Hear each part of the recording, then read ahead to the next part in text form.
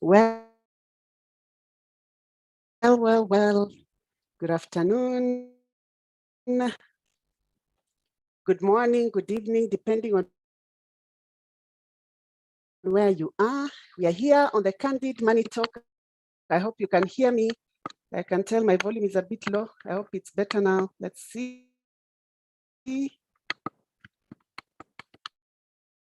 Yes, that's much better now. Okay, good. Great. So we are here on the Candid Money Talk. I'm Edith Sidondo. I'm your host on these live sessions. And these sessions are all about sensitizing us on the matters money. Like I said, I'm Edith Sidondo. I'm a certified money coach. I'm the founder and CEO of Profit Acumen, a money coaching firm. And our mission is to help people elevate their financial well-being without chasing money. You know, often money is looked at as something we need to chase, we need to run after. We wake up to rat race, which is a very wrong conception around money, because with it, you hit many brick walls and you accumulate a lot of pain, conflict, and shame, which is not what money was meant to be. Money, winning with money is your birthright. So that way of doing things doesn't make it enjoyable. You need to find money from a place of peace, purpose, and fulfillment.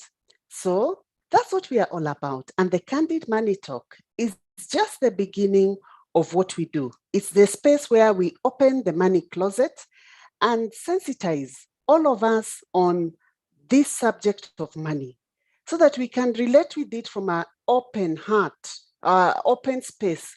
And with it, we attract, and we bring in the right air that money needs for us to attract it, for us to retain it and grow it. So yesterday we started the topic of people pleaser, and we asked the question: is being a people pleaser your money frenemy? Is that the reason why you're not able to meet your money goals? Remember, your money frenemy is that thing that takes away money from your pocket, yeah? Yet it's not connected to your money goals. It's not making you achieve anything. As it is, it just brings you pain and this state of conflict, and you keep wondering, why does money just flip through my fingers? Why is it that I just don't seem to do anything meaningful with it? So in continuation with that topic, we are people pleaser is doing whatever it takes. This person who does whatever it takes to make the other people happy at the expense of their financial goals, at the expense of what they want. So you do it from a place of misery. And people pleasing, it involves putting other people's needs ahead of your own at the point that it hurts you. So you're highly attuned to others and often agreeable, even sometimes with things that are unethical, things that are not within your value system. So you're this yes man or yes woman and just go by what is trending. So these things have effects. And today we look at the effects of being a people pleaser. It's not, and remember, it's not necessarily, and that's the problem with people pleasing. It's not necessarily a bad thing, because it can be easily be looked as being loving, which is indeed what we should be as social beings. But there is that thin line where it now begins to harm you, yeah? Where you do it with a reason, your intention, the intention behind your actions are not good in themselves. The intention is to please the other. And that's not what we are here for in this world, yeah? So being concerned and caring is important, and maintaining healthy relationships with loved ones is very important, but it becomes a problem if we are trying to win approval, if we are trying to be noticed, if we are trying to gain favor or to look like we are somebody, to gain recognition, because it's like we have no self-esteem. Through doing these things, we are now looking to be esteemed. Then that is a problem. To helping others in order to make them happy and win their approval, you might experience some of the following consequences. You might experience anger and frustration. So you might, because when you do these things, you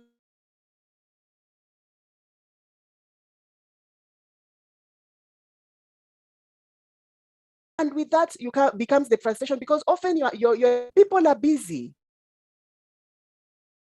with their own concerns and the things that matter most to them than to see to keep applauding you on each and everything that you do. Yeah. So that rectitude of intention, you are likely to remain angry and frustrated, walking person with constant frustration, because what you're looking for, the expectation will not be met. Then you live in anxiety and stress. Why? Because you have to keep to certain standards which according to you will please people. Yeah. Efforts to keep other people happy can stretch your own physical and mental resources too thin, trying to manage to please people. And most importantly, your financial resources. You can deplete your bank account to try and dress the part. You can deplete the bank account to try and drive that car or to live in this address. You can deplete your bank account to try and control noticed. Yeah. So it's unhealthy. With this comes anxiety and stress. Then depleted willpower, because all these things require energy. So devoting all your energy and mental resources towards making sure others are happy means you are less likely to have the resolve and willpower to tackle your own goals, because it's all about others. Then lack of authenticity. You're non-authentic. People pleaser will often hide their own needs, your own self. So you are actually double-faced. So your own needs, your preferences are hidden to accommodate others. This can make it feel like you are not living your life authentically. It may leave you feeling as if you don't actually exist. You don't know yourself. You don't know who you are. You are hiding your true self, your true feelings, your true opinion. Yeah. Making it difficult for people to even understand you, because eventually people discover you're not authentic, because you can only pretend for so long. And with that means you develop weak relationships. Yeah, you develop weak relationships, because eventually people who, if you are actually around genuine people, they discover fake show-ups. Yeah, they discover you're not authentic. And also, you must realize that people may not actually realize they're taking advantage of you. Because as a people pleaser, it is you who has put yourself in that position. People may just be saying, thank you, oh, how nice you are. They don't realize they're taking advantage of you. All they know is that you are always willing to lend a hand. So they have no doubt that you'll show up whenever you are needed. So they'll keep asking, and you keep stretching yourself and overcommitting yourself. Slowly you realize you can't meet up with this space, and you begin weakening your relationships. So this being nice versus being a people pleaser, there has to be a line. There's a distinction between doing things to be nice and doing things because you are looking for approval. Doing things to show love, to to be charitable, to be merciful. That is something very different from being a people pleaser. So, and lastly, let's look at some tips on how to stop being a people pleaser. And the first one is to establish your boundaries. It's important to know your limits, to have clarity of where do I start, where do I stop. Then communicate those limits. How far can you go?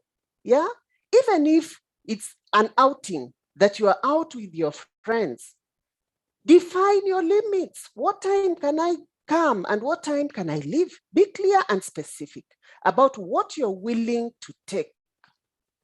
What are you willing to take on each and every circumstance? If it seems like someone is asking too much, let them know it's over the bounds of what you're willing to do, that you won't be able to help on this and the other.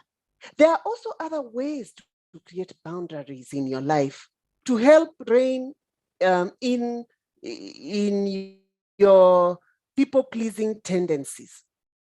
For example, you might only take phone calls at certain times to set limits on when you're able to talk.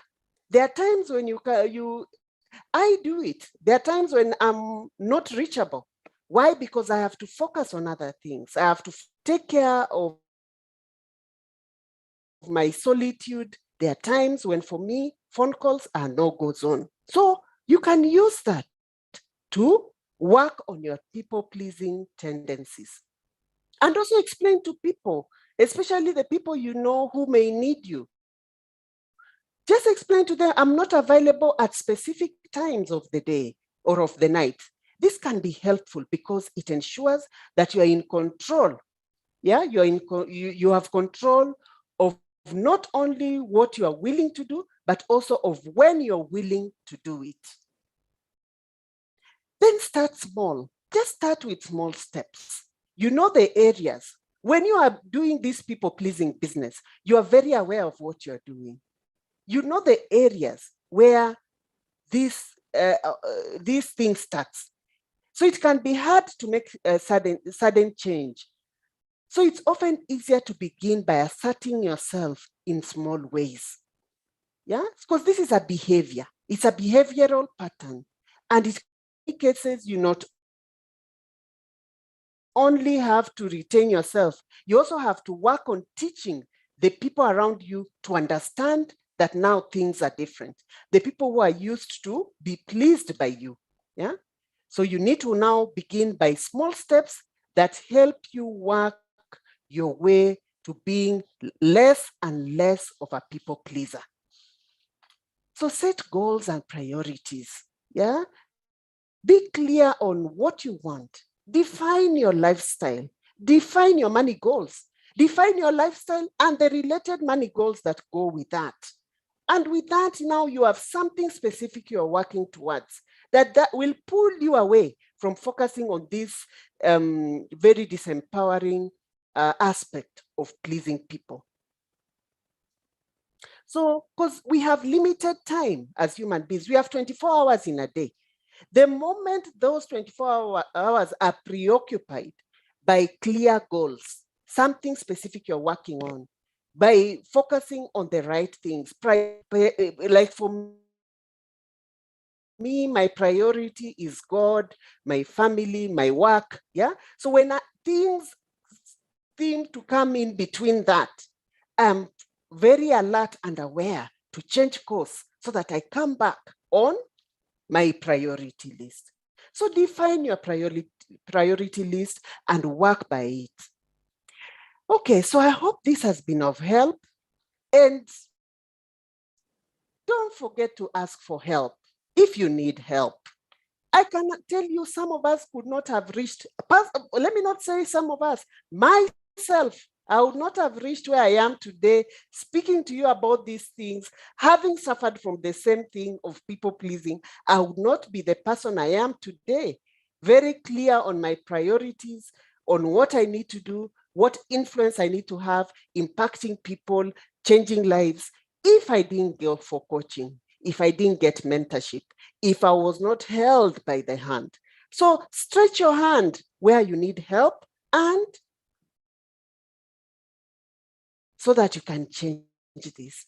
Because I can tell you, one of the reasons money is a pain for many people is because of this, because of such kind of things, being a people pleaser. Yeah, because for you to be able to attract, retain, and grow your money, it needs your head. It needs your effort. Money does not grow on trees, but it grows out of your effort, both your mental and physical effort. So if this time and your skill, your knowledge, it's all on people pleasing, when will you do things?